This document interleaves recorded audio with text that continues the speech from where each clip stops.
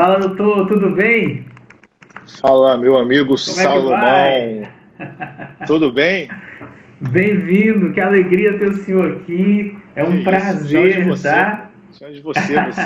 Eu que tenho que chamar você de mestre, de professor, Que de é tudo. isso? Não Ó, precisa disso que não. Bora, isso? Que bora, isso? bora começar conversando mesmo. Onde é que você tá? Que cidade? A minha lotação é a subseção judiciária de Juína, no noroeste do Mato Grosso. Quem conhece Juína aqui, levanta a mão, dá um oi aqui, quem é do Rapaz, Mato eu não Grosso. conheço, não conheço presencialmente, mas tem um irmão do coração que é Gaspar, meu sócio aqui no escritório, que é de Juína, Tá né? Ele brincando? saiu, Sério? é sério, saiu daí de Juína, rapaz. A Que esposa legal. dele, ela é promotora, eu não sei onde é que ela tá agora, assim, eu esqueci o nome da cidade. Eles já rodaram umas 5 cidades, 5 estados diferentes, mas ele saiu daí, de Que Juína. Olha legal. que coisa boa, rapaz. Caramba, Tá Juína é vendo? uma Mas tu cidade. mora aí mesmo ou não? Durante a pandemia eu fiquei trabalhando remotamente, mas sim, a minha residência é em Juína também. Assim, Juína é uma cidade que eu já estou há 4 anos, tem 45 mil habitantes, é uma cidade que, como Aham. outras do Mato Grosso, que foram praticamente construídas pelos imigrantes do Paraná, do Sul, né? Muitos desbravadores do Sul foram para a região do Mato Grosso, além de Cuiabá, na década de 80, por aí, e realmente foram assim os grandes pioneiros dessa região, porque construíram cidades muito boas, né? Cidades que você consegue Aham. perceber, às vezes tem cidades de 200, 300 anos, que já foram fundadas há 200, 300 anos, que não chegam próximas de cidades, às vezes, do interior do Mato Grosso, ou de Goiás. Caramba! E, você vê, tem uma cidade chamada Tangará da Serra, não sei se alguém conhece aqui, que é uma cidade ótima também, que fica próxima de Cuiabá. Eu já atuei lá numa unidade avançada. Não sei se aí na sua região, Salomão, tem Ah, essas unidades avançadas da Justiça Federal. Isso tem também aí, não? eu nunca vi, deve ter, mas eu mesmo eu nunca vi, não conheço, Aham. assim, porque aqui a gente tem, já, cada região acaba tendo ali o seu fórum ali e tal, né, Sim. aquele complexo específico, então não sei, nunca precisei aqui, não É conheço, se tem, interessante não conheço. esse projeto de unidade avançada, é como se fosse uma unidade, uma subseção, só que em menor escala, né? Só para poder atender algumas pessoas que fazem parte, por exemplo, essa unidade de Tangará da Serra, ela fica vinculada a Cuiabá. Então, Uhum. para que os advogados não tenham que se deslocar até Cuiabá, eventualmente, né, existe essa unidade avançada. Só que veja só, na verdade, agora, no período pós-pandemia, que houve esse incremento todo de processos virtuais e de audiências pelo Microsoft Teams e Uhum. outros softwares, né? Vamos dizer, perdeu um pouco o sentido, né? Porque hoje a unidade avançada, ela pode ser do escritório de qualquer advogado ou da casa até da parte, né? Embora Verdade. embora a gente saiba, até queria saber da tua vivência, assim, da visão do advogado em relação a isso, né? Porque a gente sabe que muitas vezes é difícil conciliar, às vezes o advogado está começando, né? Não tem um escritório que consiga, às vezes ele está dividindo com algum colega e não consegue ter um cantinho, um canto ali que ele faça uma audiência de maneira tranquila, né? Eu não sei se você já ouviu essa É, queixa em algum lugar. rapaz, eu não, porque justamente isso me favorece, né? Eu era servidor do INSS e saí para advogar, para atuar como um advogado previdenciarista. Aham. E a última coisa que eu tinha na minha lista de prioridades era um escritório físico. Então, como é que eu supria isso? Quando necessitava, era co-work.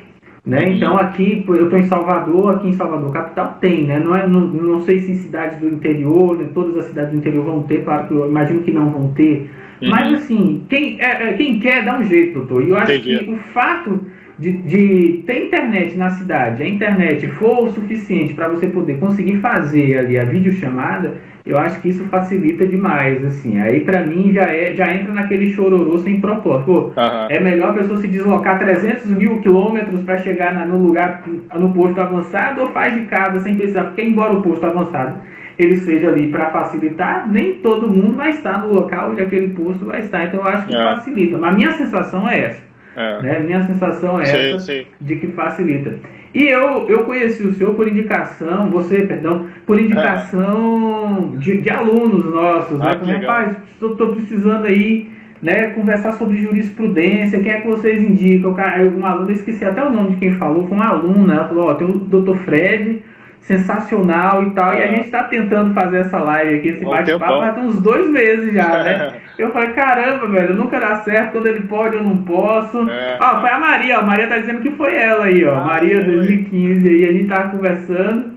Obrigado, viu, Maria? Deu certo, tá vendo? Eu ouvi sua sugestão, tá vendo? Aliás, o pessoal que está assistindo a gente aqui, né, Salomão, compartilhando, vamos fazer um print aí, compartilhando, chamando os amigos, né, para encher essa sala aqui, para que a gente consiga ajudar mais ainda. E foi a Maria mesmo, ela mandou um direct para mim comentando, eu achei muito legal.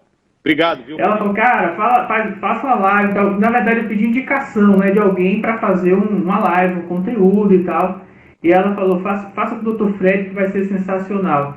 E aí, hoje a gente está aqui, pessoal, você que está chegando agora, né? Se aqui não deu o seu joinha ainda, deixa o seu joinha aí para ajudar a divulgar. E não se esqueça de tirar o print e compartilhar falando, ó, me capacitando, porque o seu seguidor vai ver que você está se capacitando em previdenciário e a chance de te contratar aumenta, né? Então, use aí, faça a bondade de nos divulgar, mas divulgue o seu trabalho também. E a gente está falando aqui, a ideia hoje aqui é falar de decisões importantes em matéria de jurisprudência, né? A gente sabe que meu foco mesmo de aula, de estudo, é o administrativo, mas não tem jeito, vai ter momentos que a gente vai ter que recorrer ao judicial, né? E quando a gente fala de jurisprudência, a gente tem que entender o que o judiciário está pensando, para que a gente possa até avaliar, vale a pena ficar no administrativo ou vale a pena ir, né, para o judicial. E aí, quando Maria me falou do Dr. Fred, eu fui investigar um pouco a vida, né, ver quem é, por que esse cara tem aí e tal. O fato por si só, de já estar na prática do dia a dia como juiz federal, isso já dá um know-how do caramba, né? Porque, cara, você está mexendo ali, você sabe como é que o cara está pensando. Mas aí quando ela falou, não, ele tem um curso lá e tal, eu queria que você falasse um pouquinho do JusPrev, o que é, qual é a ideia, para a gente entender também e se situar, que foi o que me chamou a atenção. Sim. Não, eu queria só comentar antes, Salomão, que é impressionante hoje, né? Como é que eu estava comentando essa semana com uma colega que tem alguns dias, uma colega que foi servidora, amiga minha, porque eu fui analista judiciária na Justiça Federal de São Paulo, antes de passar para a magistratura, né? E eu tinha uma colega aqui, ela lá, eu não sei se ela está aqui nos assistindo, e ela falou, Fred, o que você acha? Eu estou pensando em me aposentar para poder advogar na área previdenciária, estou gostando muito do assunto e tal. E assim, é legal que a visão que eu estou tendo hoje, assim, né, quando eu já estou dando aula mais ou menos há uns 2 anos, né? Mas assim, a minha carreira no Instagram tem 1 ano, vamos dizer. E assim, eu estou vendo como que os advogados estão atuando de maneira ampla hoje, e é bonito ver isso, porque a gente do balcão, do lado do balcão do judiciário, atuando como juiz só, a gente tem uma visão muito estreita da atuação do advogado ainda. Sabe, o juiz que... Por isso que a docência da magistratura é tão importante, sabe? Porque a gente sai da nossa visão e começa a entender a visão do outro lado, a visão dos advogados, a visão de eventuais estudantes que estão querendo se formar na advocacia, enfim. Então, hoje eu vejo que o advogado completo não é só o advogado que atua no judicial, com certeza não é, e me impressionou muito como que a atuação da advocacia hoje é forte no administrativo. Né? Isso, pois é, muito forte. Isso eu não conhecia, honestamente eu não conhecia. Eu pude perceber isso quando eu comecei a dar aula aqui no Instagram, quando eu comecei a dar dica no Instagram e seguir professores como você, e que eu muito admiro, e que aprendo muito também, porque a vivência do juiz, ela de fato é muito mais no processo judicial previdenciário, né? Claro que a gente vai aprendendo uma coisa ou outra no processo administrativo, mas nós não temos a vivência de um gerente executivo como você foi, por exemplo, durante anos, né? Você foi servidor, atuou em muito tempo em agência. Então é bonito ver o advogado hoje na seara judicial, na seara administrativa, no consultivo também agora, né, com planejamento previdenciário. Exato, exato. E assim, muito legal ver isso, como que os advogados estão cada vez mais capacitados, sabe? E aí o JusPrev, ele veio, né, eu acho que a gente tem que explorar o professor ele tem que explorar cada vez mais aquilo que ele extrai do dia a dia, né? Porque justamente para poder aliar o conhecimento à prática. E aí o JusPrev veio por conta desse meu testemunho, da minha experiência diária com as decisões judiciais. né? Especialmente porque depois do CPC de 2015, a gente tem que seguir, ou pelo menos deveria seguir, né, as decisões vinculantes lá do artigo 927 do CPC, e que muitas vezes são esquecidas, sabe? Muitas vezes são esquecidas. E aí eu sempre falo, essa semana também, Salomão, algum colega advogado mandou uma pergunta para mim na caixinha, falando sobre alguma decisão do juizado, falando assim, por que os juízes dos juizados têm jurisprudência própria e cada um segue o que quer e tal. Aí eu até brinquei. Mas só um parênteses. Se o servidor do INSS tem jurisprudência própria, que não tem nada de poder na mão comparado com o poder, né, de decisão de um juiz, imagine o juiz, rapaz. Pois é. Aí eu até brinquei, não, porque nós somos tudo mal, igual o pica-pau. Falei assim. Aí escrevi pequenininho embaixo, né, uma resposta séria, dizendo, é o seguinte, vocês, como eu sempre falo, vocês advogados são os primeiros juízes da causa. E de verdade, vocês são os primeiros juízes da causa. A tese chega pra gente, a gente tá ali, tô ali, bebendo minha aguinha, bebendo café, né, no gabinete. Opa, chegou aqui uma tese aqui previdenciária, deixa eu entender o que está acontecendo. Não sai da minha cabeça do nada, né? É claro que o benefício previdenciário, a gente tem toda digamos, pelo menos na minha visão, né, existem entendimentos divergentes sobre isso, mas a posição do juiz, inclusive, lembrando até, eu não lembro qual foi o tema do STJ, mas teve uma decisão do STJ, que inclusive é uma das aulas do Jurisprev, eu não lembro agora qual o tema, mas o relator do tema disse assim, olha, o juiz previdenciarista, ele até criou um termo, o jus previdenciarista, o julgador previdenciarista, ele é diferente dos outros, porque ele tem que ter uma atuação mais oficiosa. Ele tem que sair à frente, às vezes, mesmo que não seja alegado alguma questão, e entender qual é o risco social que está sendo coberto ali, para poder entregar a prestação jurisdicional total, né? Então, o Jurisprev veio por conta dessas percepções de que o juiz ele precisa estar sempre atento aos entendimentos jurisprudenciais, ele precisa estar entregando a prestação jurisdicional realmente que acoberta aquele risco social, né? Então, por exemplo, questões como reafirmação da DER, né? São que o STJ destacou isso no tema 995, lá, que falou que ok, tem sim a reafirmação da DER, assim como já existe na seara administrativa, por que não ocorrer a reafirmação da DER também no processo judicial, né? E aí o juiz tem que sair à frente. E aí eu fui fazendo uma coletânea de julgados como esse, né? E o Jurisprev está, né, hoje com mais de 100 aulas e a gente vai fazendo atualização mensal. Eu estou incluindo agora também julgamentos, boletins mensais dos tribunais regionais federais, para que o advogado ele conheça não apenas a jurisprudência vinculante lá do STJ, STF e TNU, mas também as decisões que são a jurisprudência dominante do respectivo TRF em que ele atua. Porque, inclusive para poder, digamos, acompanhar, fiscalizar, entre aspas, se os TRFs estão seguindo os precedentes vinculantes dos tribunais superiores. E eu vejo que é muito importante, assim, tanto para o advogado, Salomão, conseguir uma tese vencedora, quanto para ele não entrar em furada. Né? Porque, às vezes, tem uma tese que já é fadada ao fracasso, porque já foi decidida nos tribunais superiores, e o advogado não vai perder tempo com isso, né? Então vem muito disso, né? E assim, até agora, batendo uma bola com você, eu queria saber a tua visão também sobre o seguinte, que inclusive eu comentei ontem, eu tive a satisfação de participar do FONAGEF, que foram esses 3 dias, né? E o FONAGEF foi a 18ª edição, que foi feita agora, em comemoração aos 20 anos dos juizados especiais federais, pela lei 10.259 de 2001, então 20 anos que a gente tem os juizados, né?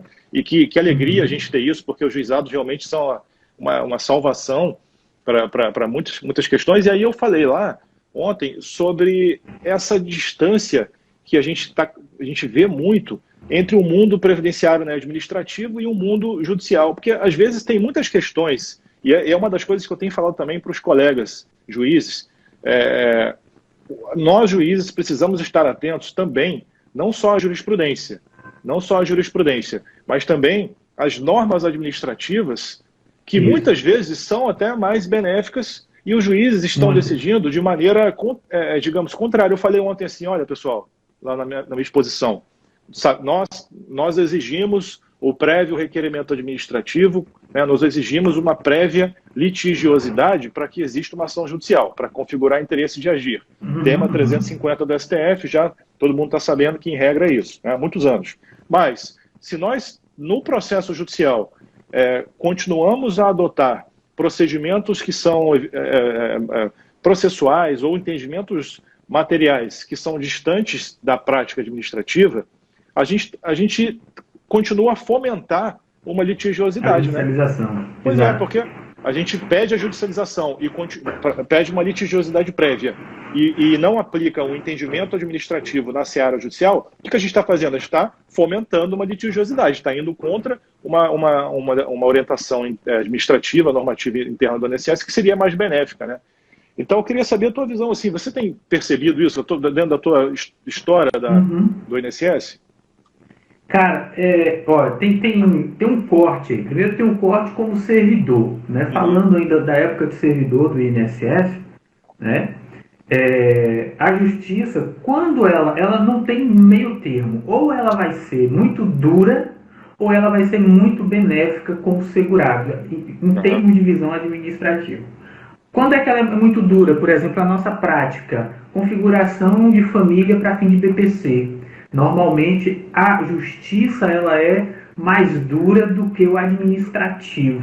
Quando é que ela é mais suave para o mesmo BPC? Em questão de renda, por exemplo. Às vezes, os juízes eles consideram a renda que no administrativo é papum, né, porque é objetivo, e no judiciário ele vai ter ali aquela relativização, né, do valor e vai poder afastar aquele valor quando se justifica. Então, tanto é que o administrativo, para evitar a judicialização, já afasta certas rendas quando há gastos médicos, gastos, né, com medicamento, com fralda, com alimentação especial. Mas, por exemplo, na questão da configuração da família, o judiciário ele é muito ao pé da letra, por exemplo, ele inclui irmãos casados, filhos casados, por quê? Porque eles interpretam que família inclui irmão, ainda que casado é família, tem o dever de cuidar, né, daquela família, daquele beneficiário.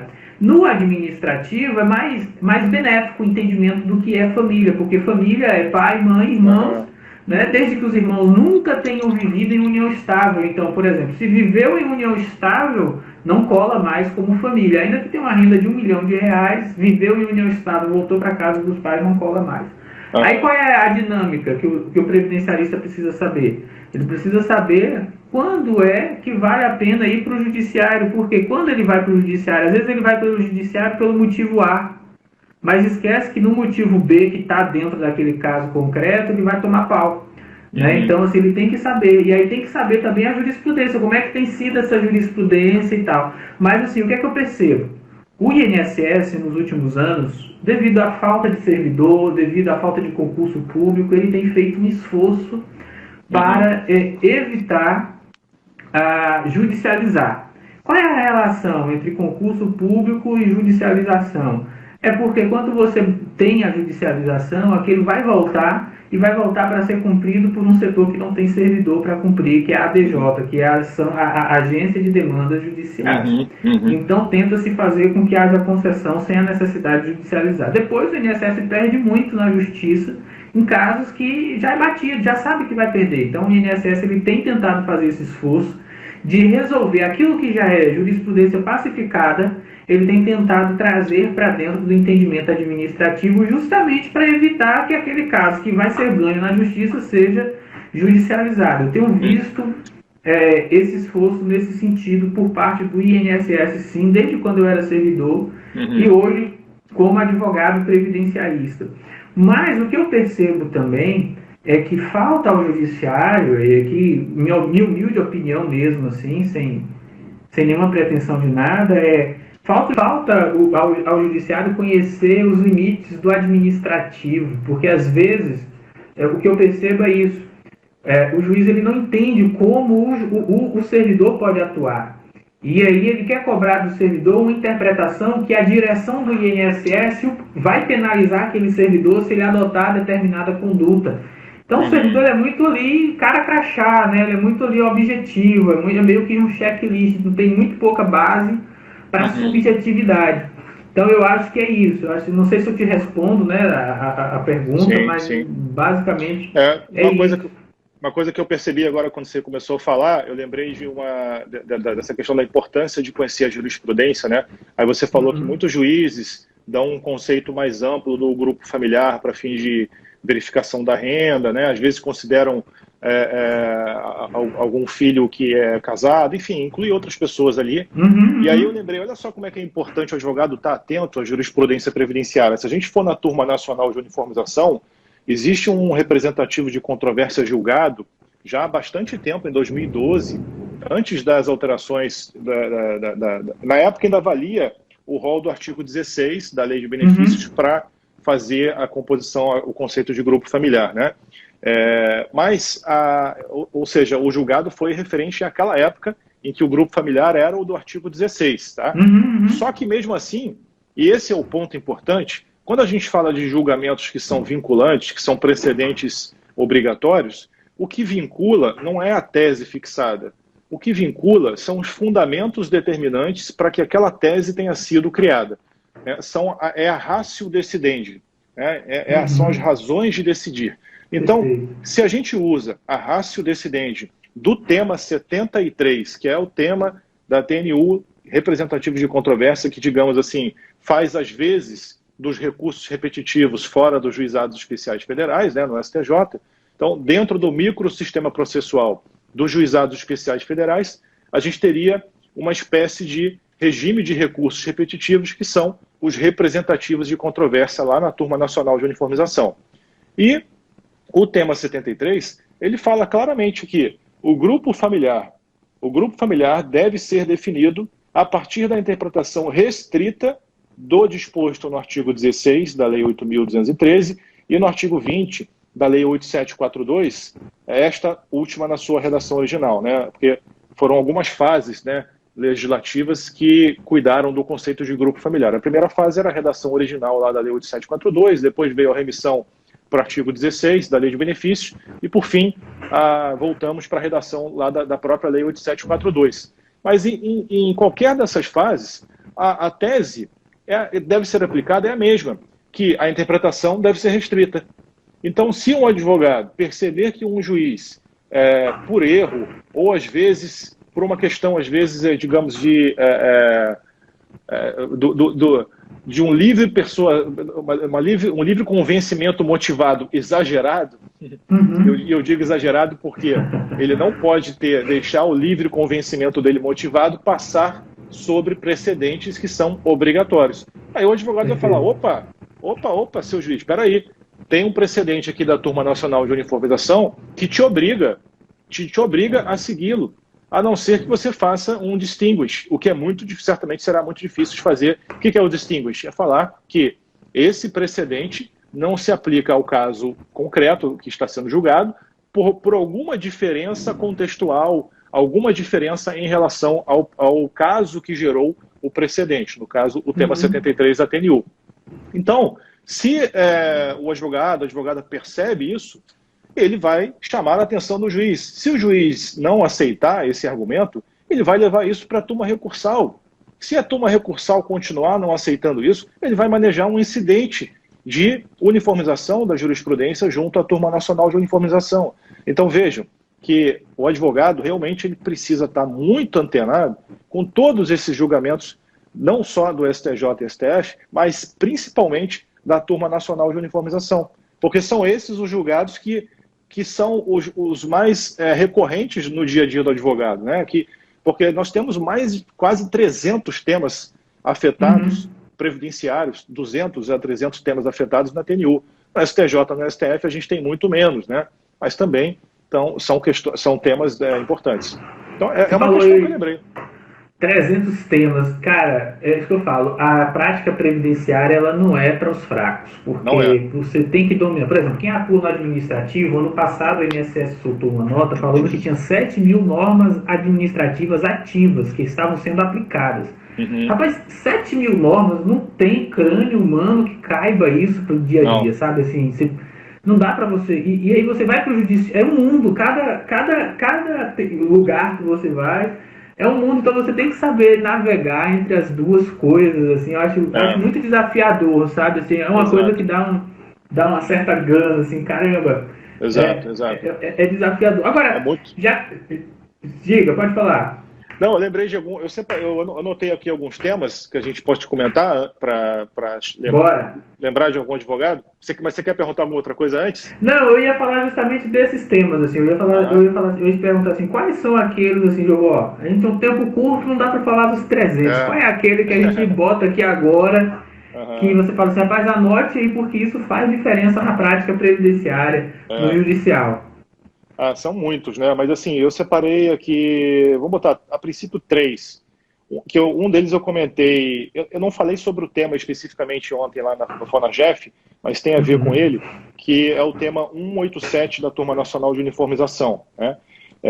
Eu acho que esse tema 187, deixa eu abrir aqui para ler a tese para vocês, que ela é bem grande, mas basicamente dispensa na seara judicial, nos pedidos de concessão de benefício assistencial ao deficiente, que caso seja o benefício indeferido por conta da inexistência da deficiência, que não é necessário reavaliar a renda per capita no processo judicial. Então, o raciocínio da TNU veio, inclusive, da observação das normas administrativas do INSS nesse caso, né?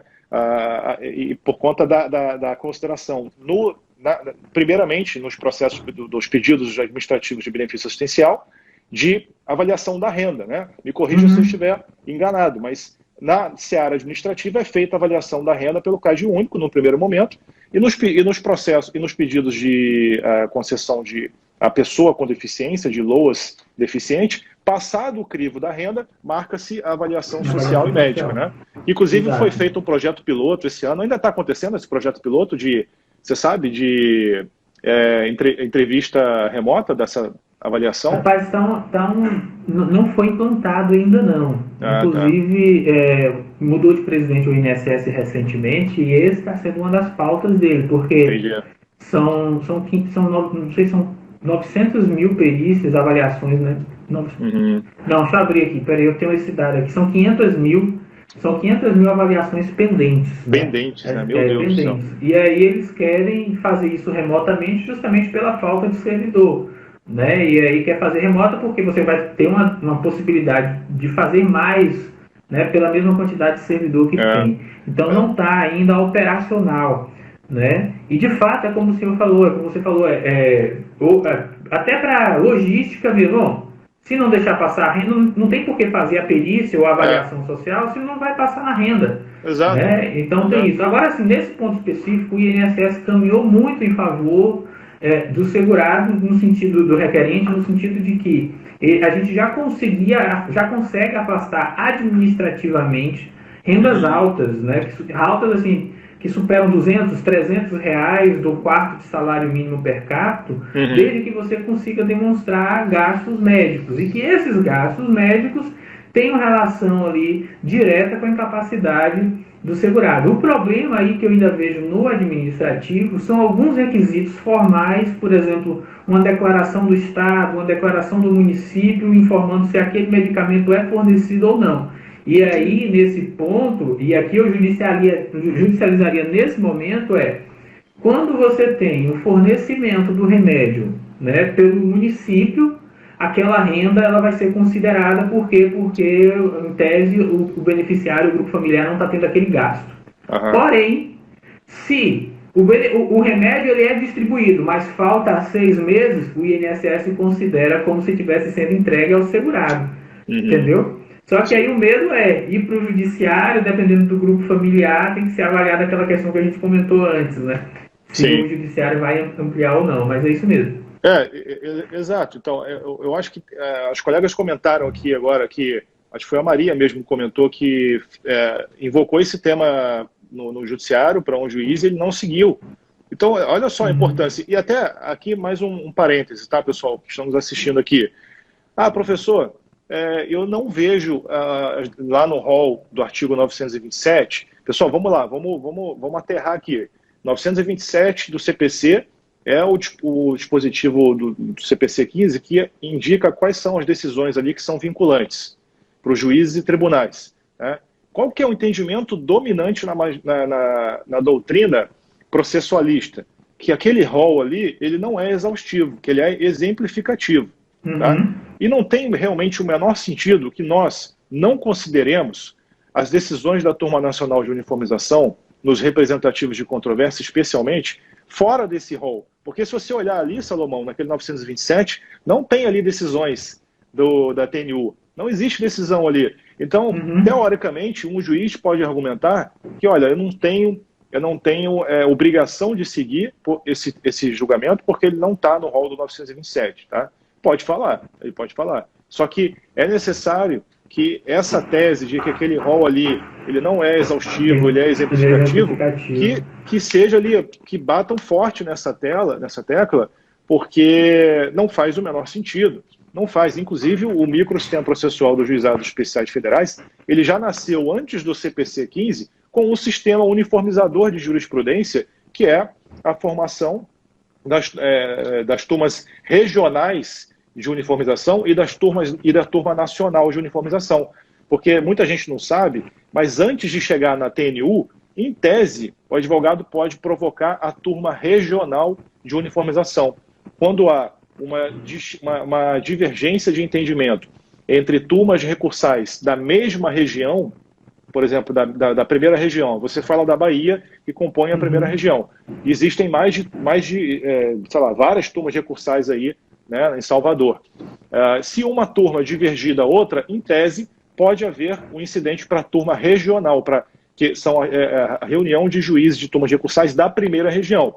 Mas pode pular direto também para a turma nacional de uniformização se houver uma violação de um precedente, de um entendimento da jurisprudência dominante do STJ, súmula do STJ, ou até mesmo da jurisprudência dominante da TNU. Então, esse tema 187, como a colega Maria comentou, que não foi julgado, não foi aplicado pelo juiz, pode ir até a TNU e a TNU tem que acolher o pedido dela, porque esse juiz não está, eventualmente a turma recursal, se confirmar o entendimento dele, não está seguindo até 187. E veja, mais uma vez eu vou lembrar aqui para os colegas, da ratio decidendi que pode ser aplicada nesses julgamentos, porque o que o tema 187 fala? O tema 187 fala que, olha, se já foi avaliada a renda per capita do requerente na seara administrativa, não precisa, e foi aprovado, não precisa ser feita de novo na seara judicial. Tá lá, ok.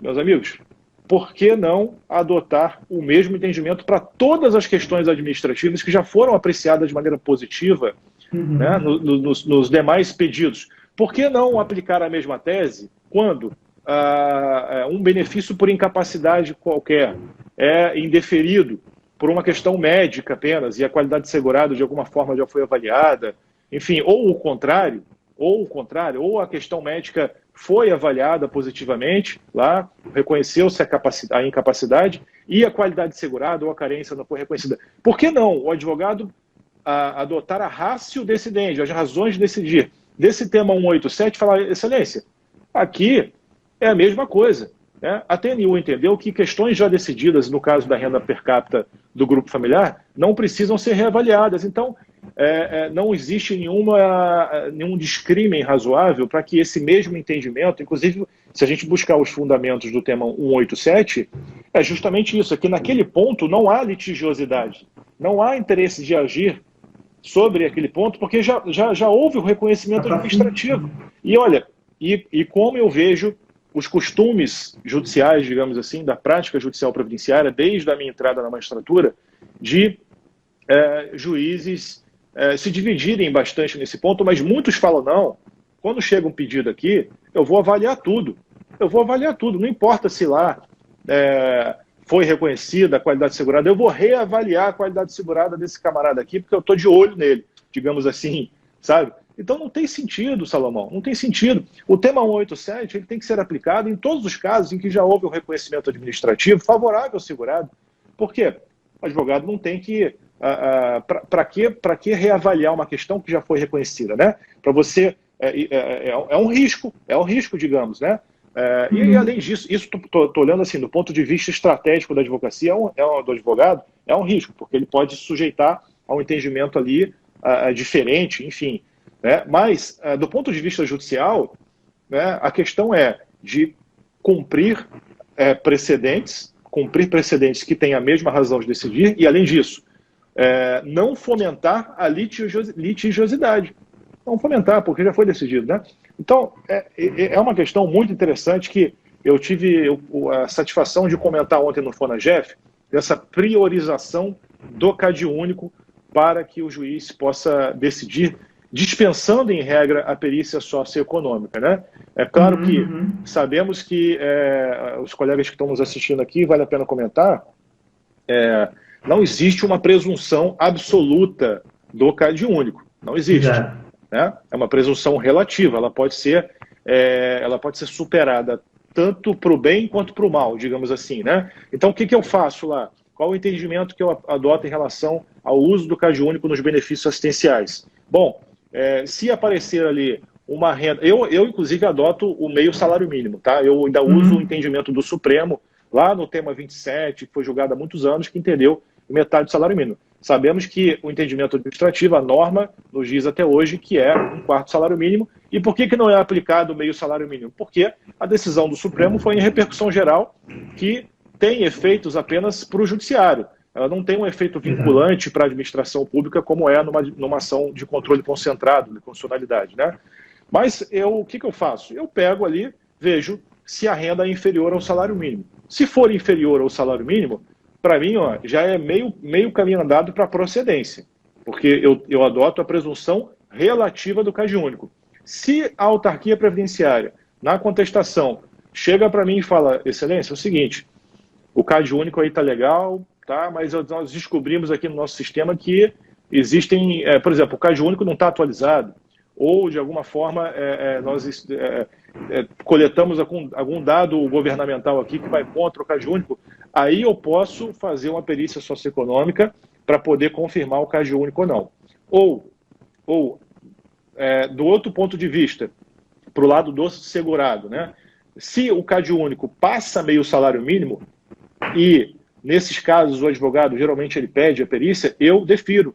Porque nós sabemos que o critério da renda, que é o critério objetivo, sim, ele foi declarado constitucional pelo Supremo lá na ADI 1232, em 1995, há muitos anos, o Supremo disse, o critério objetivo da renda per capita é o constitucional, mas ele não exclui outras formas de se avaliar a miserabilidade, o que inclusive foi incorporado, digamos assim, pela norma na Lei 8742, né, que tem um dispositivo que fala expressamente isso, que outras formas, conforme regulamento, poderão ser consideradas. Então, se passa de meio salário mínimo, e o advogado fica atento com isso, né, e pede a perícia socioeconômica, eu defiro, porque, embora o CAD único possa mostrar, aliás, mostre que ele tem uma renda per capita de acima de meio salário mínimo, ele pode ainda assim ser miserável, sim, porque, como você disse agora há pouco, podem ser considerados descontos de medicamentos, né, alimentação especial, de fraldas, enfim. Os gastos são muito altos. Muito altos, né? Então, veja, a primeira dica que nós podemos dar aqui, além de várias outras que a gente foi falando aqui, que a gente está falando muito, né, Salomão? A gente não para de falar. O advogado tem que estar anotando tudo aí. E um tema que vale a pena anotar é o tema 187 da TNU, primeiramente para se aplicar nos benefícios assistenciais e, usando a ratio decidendi dele, para usar para todos os pedidos judiciais de benefícios por incapacidade, por exemplo, né? O que você acha? Eu acho maravilhoso. Eu acho isso aí maravilhoso, porque você vai dar segurança jurídica, né? Você sabe que você já vai ingressar com a ação, você já ganhou aquilo ali no administrativo, aquilo não precisa mais. O INSS já concordou com aquela renda não precisa voltar. Exato. Mas tem um outro tema, eu fiz até um post hoje, parece que eu estava adivinhando, eu falei sobre o menor sobre guarda, né? Que o administrativo, ele ainda vai continuar levando ferro, vai perder no administrativo, porque o administrativo não está adequado a essa norma, né? Uhum. E veio, rapaz, interessante, os caras esperam vir uma reforma constitucional para trazer uma mudança no texto, para parecer que daria mais, né? Tiraria, por fim, o menor sob guarda de qualquer possibilidade de ser enquadrado como dependente, mas aí veio o STF e faz uma reviravolta, mas faz uma meia reviravolta, porque ele já poderia ali naquele momento ter batido o martelo e falar, ó, vai ser. E aí eu queria saber sua opinião, como é que a gente pode manejar isso de forma favorável para o segurado que tem aí para aquele menor sob guarda, né? Como é que ficaria? Não, foi uma baita coincidência, né? Que a gente cara. A gente trocou uma ideia antes da live, né, sobre temas ilegais, sim, importantes. Aí, antes de você ver a minha mensagem, você postou hoje sobre o menor sob guarda, né? Eu falei, caramba, que coincidência, sintonia legal. Foi legal. Isso aí, cara, olha só, o FONAGEF rolou esse assunto. Infelizmente, eu não pude participar da votação dos enunciados no final do evento ontem, porque eu tive que, não sei se alguém me acompanhou aqui no YouTube, na exposição do meu painel. Assim que eu acabei de falar lá no meu painel, eu tive que, digamos, dar no pé para o meu quarto do hotel, porque eu estou participando do processo seletivo de um mestrado da UERJ, e eles marcaram a minha entrevista de mestrado exatamente no mesmo horário, e claro, eu tinha que sair e participar, né? E aí eu não participei da votação do FONAGEF, dos enunciados, tá? Mas eu acho que uma das teses propostas, dos enunciados propostos, foi o seguinte, de que o menor sob guarda continua sendo dependente para fins previdenciários. Eu não sei se eles acrescentaram algum indicativo de que isso vale mesmo após a emenda 103. Eu cheguei até a sugerir algo nesse sentido, mas eu não sei se foi acolhido. Bom, eu espero que tenha sido, mas qual que é a minha opinião? Cara, o Supremo julgou na ADI 4878 que o menor sob guarda, aliás, o dispositivo que revogou e retirou o menor sob guarda lá do artigo 16, ele é inconstitucional. Então, o menor sob guarda, lá na Lei 8.213, ele não está escrito lá ainda, na redação, mas é como se ele estivesse, né? Porque voltou a valer aquela redação anterior. Então, os advogados têm que estar muito atentos a isso, que pegam a lei para ler, não encontram ali a menor sob guarda, ele encontra riscadinho, né? Mas ali, na lei do Planalto, ali, quando você acessa o site do Planalto, da lei, está escrito ali, ADI 4878. Então, tem que dar uma olhada sempre nesses indicativos. E aí o Supremo declarou inconstitucional essa lei e disse, a menor sob guarda é dependente sim. E Salomão, eu peguei o acórdão para ler, né? Inclusive esse é um dos trabalhos do Jurisprev que eu digamos, eu adianto para o advogado, para a advogada, que, rapaz, você não precisa pegar o acórdão de 100 páginas e 60 páginas e ler para você entender. Deixa que eu faço isso para você. Deixa que eu faço. Então eu leio, eu grifo as partes importantes e deixo lá, inclusive, o acórdão na íntegra com as partes grifadas, caso o advogado queira ler diretamente. Mas eu já coloco isso nas aulas, né? Todas as partes importantes. Mas, enfim, e numa parte final, e somente quem lesse o acórdão teria a condição de saber isso, numa parte final, o ministro Fachin, que foi o relator da ADI, ele disse que, numa discussão plenária, salvo engano, ele disse que, olha, os fundamentos não é objeto da ADI 4878, o artigo 26, parágrafo 3º da emenda 103, que é aquele que fala, digamos, nas entrelinhas, né, que o menor sob guarda não tem que ser dependente. Ele fala que deixa eu abrir aqui, são dependentes exclusivamente, vamos ver aqui, olha lá, artigo 23, parágrafo 6º da emenda, equiparam-se a filho para fim de recebimento de pensão por morte exclusivamente o enteado e o menor tutelado, desde que comprovada a dependência econômica. Então, o Constituinte Derivado já falou assim, pessoal, não me venham com essa tese de menor sob guarda aqui, que eu já estou adiantando, é exclusivamente o enteado e o menor tutelado, né? E aí, claro que nas entrelinhas está dito ali, não é dependente previdenciário o menor sob guarda. E o ministro Fachin falou, olha, não é objeto dessa ADI o 26, parágrafo 3º, mas os fundamentos aqui adotados se aplicam integralmente a esse também dispositivo. Então, volto a falar, advogado tem que conhecer o quê? A tese fixada? Tem que conhecer a ementa do julgado? Claro que tem que conhecer, mas muito mais do que isso. Muito mais do que isso. Quem está abrindo site do STF, site do STJ, e TNU, só para ver aquela frasezinha da tese ali, Salomão, vai sair perdendo. Não vai entender o julgado. Não vai entender a essência do julgado. Né? Pois é, porque numa dessa, o que acontece? Se o INSS vier a falar numa defesa, não, excelência, numa contestação de uma petição inicial, que o advogado usou a ADI 4878 para dizer que o menor sob guarda é dependente, o INSS vai falar, não, excelência, mas a partir da emenda 103, isso não vale. A ADI 4878 só vale para o período anterior.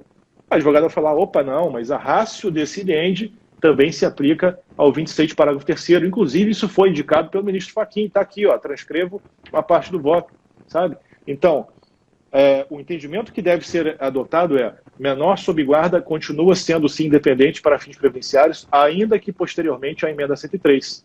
Né? Olha que maravilha de percepção para o advogado, que quantas famílias não têm um menor sob guarda, né? A questão da avó que você comentou, quantas famílias não têm isso, né?